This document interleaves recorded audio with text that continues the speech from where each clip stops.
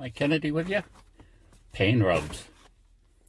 Uh, Hannibal Seal table strikes again. So we've got two things here that work differently, but both to address pain. We have aspirin cream, which has lidocaine in it, 4%. I guess that's the strongest you can get without a prescription, okay? We've done some videos about DMSO. I think this doesn't work as quick as DMSO, but it lasts longer and is safer. And now I'm going to talk about this. This is different. This is pain block. It actually has Caspian in it.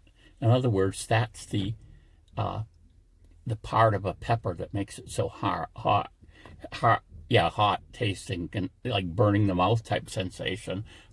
It's what they use in bear spray and all these things. So how does this work? Well, you roll it on your skin, and hopefully it only minorly affects your skin. Your skin feels that and says, oh, let's do something about that.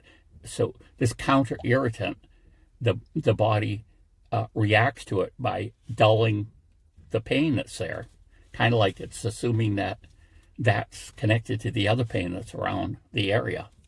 So my experience with this is it can last longer than the other things, but you have a little bit of problem with this.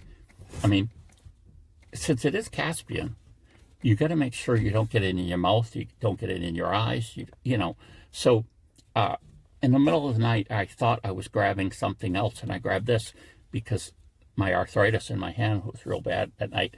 And so I put it around my hand. Everything's fine. Go back to sleep. I kind of wake up. My mouth is kind of burny. And one of my knees is too. Well, what's happened, of course, is we had transfer of that medicine. When I put my sleep apnea mask back on, I must have touched my lips. And I was wearing shorts at the time, and I must have touched one of my knees. So this transfer problem can really be a big problem. So it's almost like to use this, you want to be wearing gloves, some disposable gloves. You would apply it to an area that isn't going to transfer. In other words, if you have it on your hands, it's going to transfer somewhere else because you're still going to use your hands, most likely. And so it says right here, wash with soap and cold water after each use. Don't get in your eyes, or your mouth for that matter. So like I say, say you had a knee that hurt, this would work. Well, let me put it this way.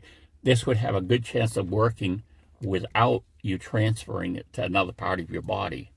The same might happen to a shoulder or something like that. Now this is a roll-on, so you can put this on without the gloves. I should have said that. Sometimes they'll be in a tube form, but this is in a roll-on form, so you can see I can apply it without getting it on my hands. But you definitely don't want to put it in areas where the skin is really thin or sensitive, or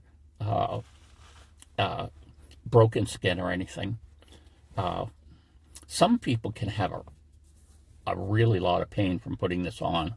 So just with anything, you could talk to your doctor, but you'd also, if you're going to use it, you don't use it on a small area at first and see how your body reacts to it.